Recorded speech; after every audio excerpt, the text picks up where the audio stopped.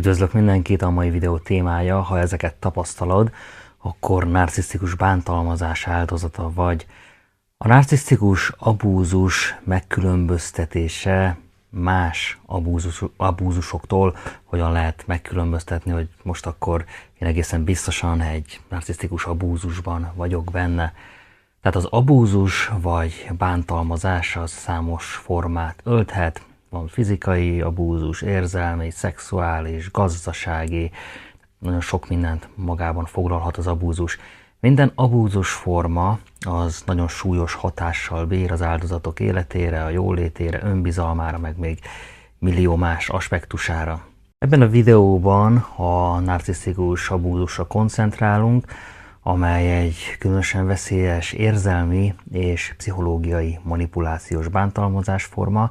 Kifejezetten nehéz ezt felismerni, főleg, hogy az emberek 80%-ának rettentő kevés ismerete van a narcizmussal kapcsolatban. Tehát megvizsgáljuk, hogyan különböztethető meg a narcisztikus abúzus más típusú abúzusoktól, és milyen specifikus jellegzetességei vannak a narcisztikus abúzusnak, amelyek árulkodóak lehetnek. De először is említettem, tehát hogy van érzelmi manipuláció és van pszichológiai manipuláció, de mi a különbség? Tehát mi a különbség az érzelmi és a pszichológiai manipuláció között? Tehát a nevében is ez már amúgy benne van, tehát az egyik az az érzelmekre hat, a másik az pedig a pszichére, de akkor belemegyek ebbe egy kicsit bővebben beszélek erről. Kettő közti különbségtétel az segíthet megérteni, hogy a kettő az igen, az bár összefüggésben áll egymással, mégis eltérő aspektusokat és célokat szolgál, mindkettő manipulatív viselkedésformát jelent, amelyeket a narcisztikusok és a pszichopata emberek azért alkalmaznak, hogy befolyásolják és irányítsák a más emberek viselkedéseit, döntéseit, természetesen a saját előnyükre. Akkor beszélek először az érzelmi manipulációról. Tehát az érzelmi manipuláció az egy olyan viselkedési forma, vagy egyfajta kommunikáció, aminek az a célja, hogy kiszámíthatatlan érzelmi reakciókat váltson ki valakiből. Tehát milyen reakciókat? Hát érzéseket, bűntudatot, félelmet, szégyent, vagy kötelezettségérzetet. Tehát ez közvetlenül az érzelmekre hat, és gyakran arra ösztönzi az áldozatot, hogy olyan döntéseket hozzon, vagy úgy cselekedjen, amelyek nem állnak összhangban az áldozat valódi érdekeivel, vagy az ő saját értékeivel. Például, ha egy narcisztikus folyamatosan bűntudatot kelthet a partnerében, a kapcsolatban, tehát a kapcsolatban létrejövő, fennálló hiányosságokért, arra ösztönözve a partnerét, hogy több időt és több energiát fektessen ebbe a kapcsolatba. Tehát az érzelmi manipuláció az az érzelmekre hat. És akkor pedig beszélek kicsit a pszichológiai manipulációról. A pszichológiai manipuláció az mondhatni azt, hogy egy szélesebb kategóriát foglal magában, ez pedig magában foglalja igen az érzelmi manipulációt is, de túlmutat rajta azzal, hogy komplexebb pszichológiai technikákat alkalmaz a narcisztikus, vagy éppen a pszichopata az emberek gondolkodásmódjának, az érzékelésének és a döntéshozatali folyamatainak befolyásolására.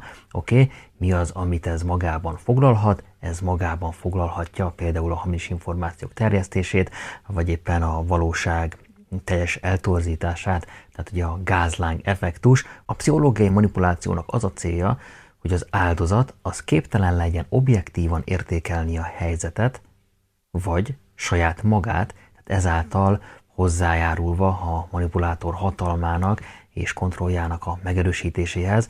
Tehát az áldozat az pszichésen össze van zavarodva, megkérdőjelezi már saját magát, megkérdőjelezi a saját mentális állapotát, hogy egyáltalán normális-e.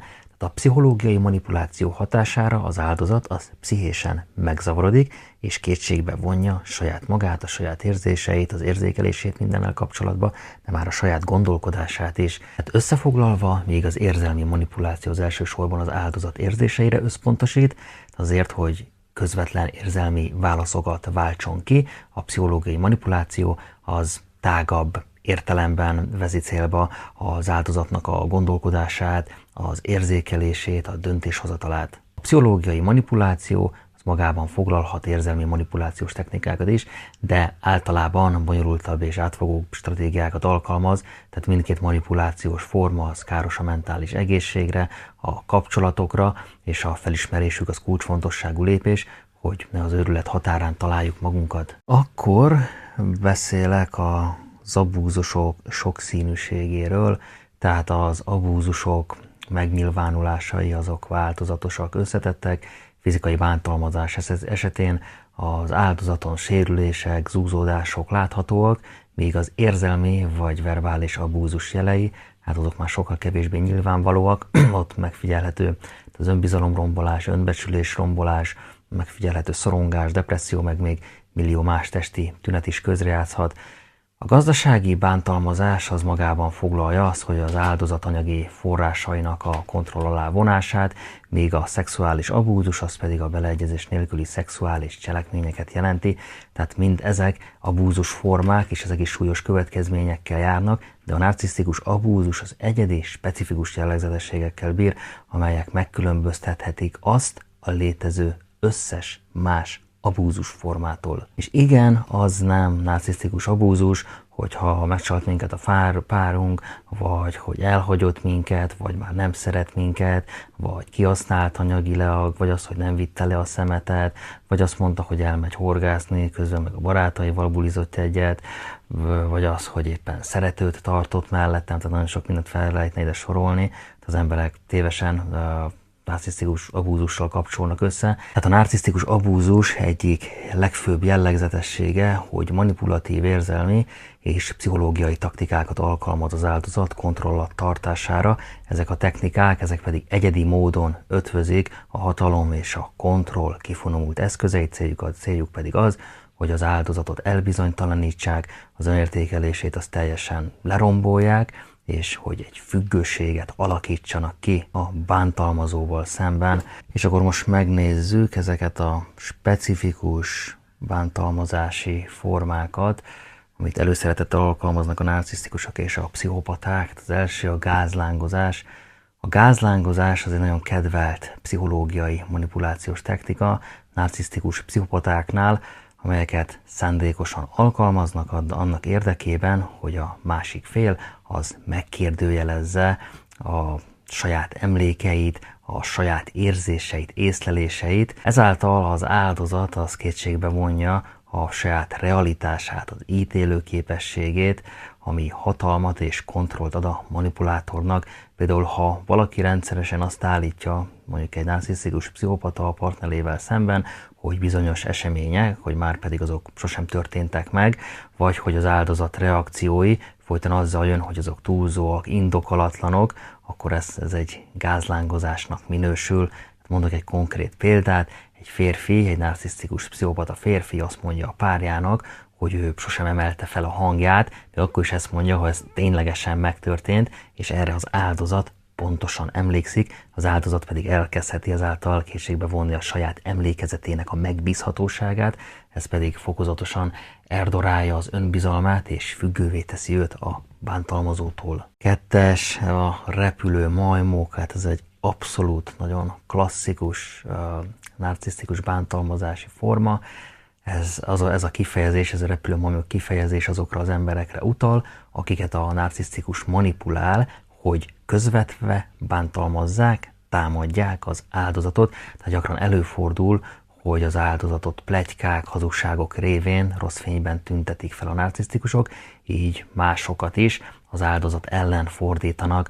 Repülő majmok kifejezés a narcisztikus abúzus kontextusában az arra utal, amikor a manipulátor harmadik feleket, azaz repülő majmokat használ fel, hogy közvetett módon bántalmazzák, manipulálják, vagy éppen nyomást gyakoroljanak az áldozatukra, mert ezzel a manipulátor a saját kezeit úgymond azt teljesen tisztán tarthatja, miközben másokat használ fel a saját céljainak elérésére. Tehát példaként vehetjük ide azt az esetet, amikor a narcisztikus nagyon jól ismert mindenki számára, hogy rosszindulatú pletykákat terjeszt a partneréről, tehát a közös baráti körben, ezzel kívánva alásni a partner hitelességét és a támogatottságát, elfordulhat tőle mindenki. Azok a barátok, akik pedig elhiszik és továbbadják ezeket a pletykákat, azok akartalanul is a repülő majmokká válnak, mivel hozzájárulnak az áldozat hiteltelenítéséhez, úgyhogy tisztában lennének azzal, hogy ők most tulajdonképpen manipulálva vannak.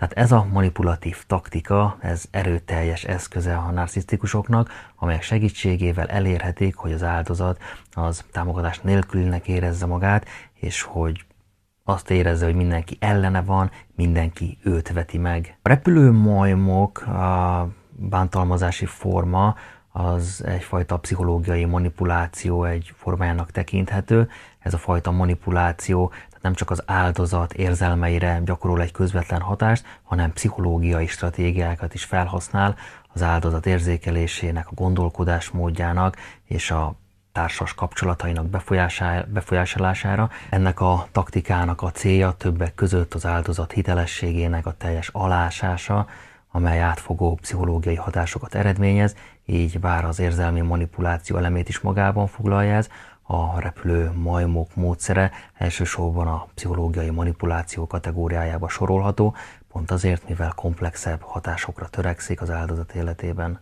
Következő környezeti visszaélés. A környezeti visszaélés egy, mondhatni, hogy nagyon finom, de rendkívül hatékony pszichológiai manipulációs forma, amit a narcisztikusok és a pszichopaták is előszeretettel alkalmaznak az áldozat teljes összezavarására, és hogy teljesen kontroll alatt tudják tartani.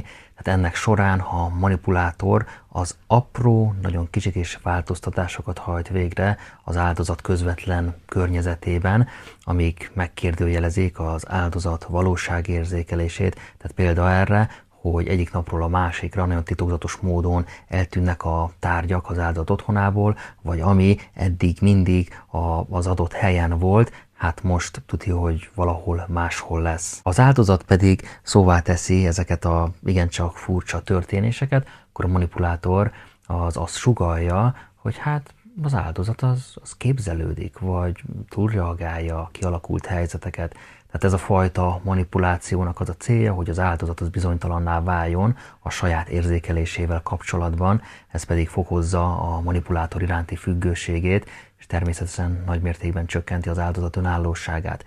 A környezeti visszaélés, ez egy kevésbé ismert, ám rendkívül káros pszichológiai manipuláció, amelyet nagyon nehéz azonosítani. Tehát ez a bántalmazás, ez arra épül, hogy a bántalmazó az is megfigyelhető, hogy látszólag szeretettel, törődéssel viszonyul az áldozatához, miközben úgymond titokban manipulálja és teljes mértékben az uralma alá hajtja az áldozatot. Tehát olyan módszereket is alkalmaz ebben a kontextusban, mint a gázlángozás, amely során az áldozatot téves információval eteti, annak érdekében, hogy az áldozat az megkérdőjelezze a saját emlékeit, az érzékelését, a saját józanságát, a mentális állapotát. A bántalmazó manipulátornál is nagyon megfigyelhető az, hogy egyfajta áldozati szerepet játszanak, tehát manipulálják ezzel is a körülöttek lévőket, hogy sajnálatot vagy éppen együttérzést váltsanak ki, ezzel erősítve a hatalmukat és a kontrolljukat az áldozat felett. A környezeti visszaélés az hosszú távon nagyon komoly pszichológiai sebeket okozhat, amelyek az áldozat önértékelésének a csökkenéséhez, az önazonosságának a teljes elvesztéséhez, de nagyon gyakori az is, hogy kialakul a Stockholm-szindróma, tehát a traumakötés, amikor az áldozat a bántalmazóját kezdi el úgymond mentőangyalként látni, holott ez abszolút nem mentőangyal, amit lát, hanem egy nagyon erős traumakötés. De menjünk a következőre, a bizalmas információk felhasználása. A bizalmas információk felhasználása egy nagyon jellemző taktika a narcisztikus abúzus esetén, ahol a manipulátor felhasználja a bizalmas információkat az áldozattal szemben, amiket az áldozat korábban bizalmasan megosztott egy narcisztikussal. Ezek az információk pedig általában az áldozat sebezhetőségeire, a félelmeire, vagy éppen a múltbéli traumáira vonatkozhatnak. Tehát a narcisztikus nagyon jól kitapogatja, mik ezek a problémás részek az áldozatnál, és ezeket aztán felhasználja a jövőben, hogy manipulálja, zsarolja, vagy szimplán csak bántsa az áldozatot, ezzel növelve az áldozat sebezhetőségét és a függőségét is. Tehát példa erre az lehet, hogy az áldozat megoszt mondjuk egy korábbi traumát a manipulátorral, aki aztán később ezt az információt használja fel arra, hogy kritizálja őt, vagy megszégyenítse, mondván, hogy túlérzékeny vagy állandóan azt mondja, hogy nem vagy képes megbirkózni a nehézségekkel. Tehát ez a fajta támadás személyes és rendkívül bántó, mivel az áldozat által bizalmi gesztusként megosztott információkat használják fel ellenük, ami megerősíti a narcisztikus kontrollját és a hatalmát az áldozat felett. Következő a szakaszos megerősítés. Szakaszos megerősítés vagy időszakos megerősítés, tehát az azt jelenti, hogy váltakozó jutalmazás és büntetés van. Ez is egy pszichológiai manipulációs taktika, amely különösen hatékony egy narcisztikusnak, tehát az áldozat az hol jutalmazást, hol pedig büntetést kap, anélkül, hogy előre látná a mintát vagy a következményeket, tehát nem tudja az áldozat, hogy mikor mi várható, mikor miért kap jutalmazást, vagy éppen büntetést, tehát azt lehet mondani, hogy minden nagyon kiszámíthatatlan, tehát ezáltal, ha a narcisztikus viselkedése totálisan kiszámíthatatlanná válik, az áldozat az pedig folyamatosan bizonytalanságban van tartva. Egy példa erre, amikor a narcisztikus dicséri az áldozatot, vagy megajándékozza, vagy éppen figyelmességgel halmoz el, majd aztán hirtelen jön nála egy váltás, tehát minden előzetes jel nélkül, utána jön a degradálás, a kritika, elutasítás, figyelmen kívül hagyás, tehát ez az, ami sújtja az áldozatot, és ez a változékony dinamika, mondhatni azt, hogy a szerencsejáték függőség pszichológiájához hasonlóan működik, ahol az áldozat reménykedik a nyeremény újabb bekövetkezésében, így nehezebben tud elszakadni a kapcsolattól, mivel mindig reméli, hogy a következő körben eljön a jutalmazás időszaka is, állandóan ebben reménykedik az áldozat. A szakaszos megerősítés az pszichológiai manipulációs taktikának minősül, mert közvetlenül befolyásolja az áldozat gondolkodásmódját, az érzékelését, a viselkedését, tehát ez a módszer az emberi psziché mélyreható megértésén alapul, különösen a jutalom és a büntetés hatásának ismeretén. A váltakozó jutalmazás és büntetés alkalmazása révén a manipulátor az képes egyrészt egy kiszámíthatatlanságot teremteni, tehát az áldozat az nem tudja előre megjósolni a következő reakciót, ez pedig állandó stressz és szorongásos állapotokhoz vezet, a kettes pedig függőséget kialakít, tehát az áldozat az folyamatosan azokra a ritka pillanatokra vár, amikor jutalmazást kap, ez pedig hasonlít a szerencsejáték függők viselkedéséhez, akik a nagy nyeremény reményében folytatják a játékot. Mi az, amit egy manipulátor akad?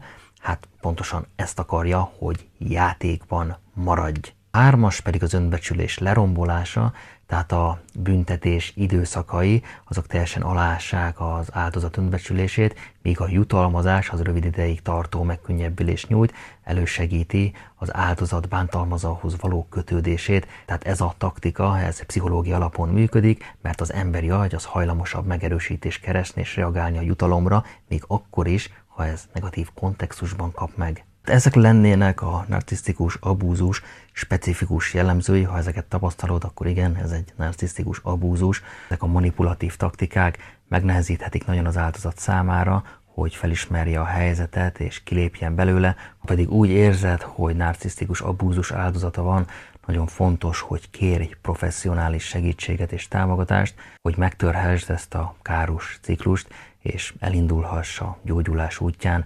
Ha valaki ezeket a imént felsorolt specifikus manipulációs taktikákat tapasztalja, akkor biztos lehet benne, hogy ő nem másfajta abúzus áldozata, mert ezt bizony a narcisztikusok és a pszichopaták csinálják.